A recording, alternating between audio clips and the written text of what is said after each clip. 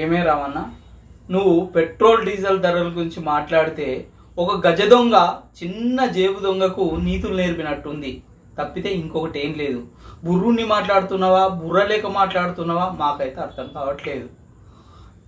నీ ఇంటర్నెట్ చదువులు, ఇన్ఫర్మేషన్ టెక్నాలజీలు, ఐటీ కొలువులు, ఐటీ మంత్రులు, ట్విట్టర్ పిట్టలు, మీ పిట్టలు ఏం మాట్లాడతాయో మాకైతే తెలియదు. కేంద్రమైన రాష్ట్రమైనా వేసేది పేద ప్రజల మీదనే. అర్థమైందా? పెట్రోల్ ట్యాక్స్ కానీ డీజిల్ ట్యాక్స్ కానీ ఏదో కానీ పేద ప్రజల మీదనే. మీ కొంపలకి వెళ్ళి ఏం పెడతలేరు, అర్థం చేసుకోవాలని. ఏంది 2013లో బ్యారెల్ చమురు ధర 110 రూపాయలు ఉంటే 76 రూపాయలకు లీటర్ ఇచ్చింది కాంగ్రెస్ గవర్నమెంట్. అదే 2023కి వచ్చే వరకు బ్యారెల్ ధర 66 రూపాయలు ఉంటే 110 రూపాయలు పెట్రోల్ ధర వేసిందని మాట్లాడుతున్నాం. మరి 2013లో 110 రూపాయలు బ్యారెల్ ధర ఉంటే 76 రూపాయలకే పెట్రోల్ ఇస్తే మరి మిగిలిన ఆ వ్యత్యాసం అప్పు, అదే ఇరాన్కు యుఏఈకి చేసిన అప్పు మీ అయ్య కడతాడా, మీ తాత కడతాడా? ఎవడు కట్టాలి చెప్పు? ఈ దేశ ప్రజలు కాకపోతే. అప్పుడు సుఖాలు పొందిరు, ఇప్పుడు బాధలు పడుతుంది. తప్పదు కదా, కట్టాలి కదా అప్పు. అయినా నువ్వే మాట్లాడాలి, మేమే వినాలి తప్పితే ఇంకొకటి ఏముంది?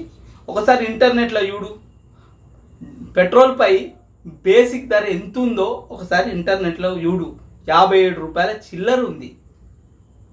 కేంద్రము 19 రూపాయల 90 పైసలు ట్యాక్స్ వేస్తే నువ్వు 35% ట్యాక్స్ వేసినావు. అంటే 38 రూపాయల ట్యాక్స్ నువ్వు వేసినావు. మరి తగ్గించరాదు? 38 రూపాయల ట్యాక్స్ తగ్గిస్తే 70 రూపాయలకే పెట్రోల్ వస్తుంది ఈ రాష్ట్ర ప్రజలకు. అయినా కేంద్రం పేద ప్రజల మీద దృష్టి పెట్టుకొని పెట్రోల్పై 10 రూపాయలు, డీజిల్పై 5 రూపాయలు తగ్గించింది. దానికి అనుగుణంగా 17 రాష్ట్రాలు పెట్రోల్ డీజిల్ ధరలు తగ్గించినాయి. మరి నువ్వేం పొడిచినావో చెప్పరాదు? నువ్వేం పొడిచినావు? ఒక్క రూపాయన తగ్గించినావా? రాష్ట్ర ప్రజల మీద ప్రేమ ఉంటే ఓ పొడిచేసినట్టు ద్రవ్యోల్బణం గురించి చెప్తున్నావు. నువ్వు మీ నాయన కదా రాష్ట్ర ప్రజలను సోమరిపోతులు చేసి, సోమరిపోతులను చూసి కూకుండా పెట్టి పని చేయకుండా పైసలు ఇస్తుండ్రు కదా. ఉత్పత్తి పెరుగుతలేదు కదా, తగ్గింది.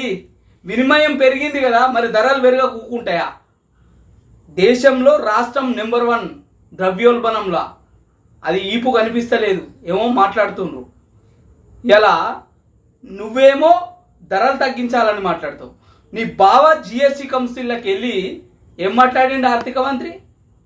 అగో మాకు రాష్ట్రానికి వచ్చే ఆదాయం మీరు జిఎస్టీలో కలపడం వల్ల మా ఆదాయం పోతుంది అని మాట్లాడిండు.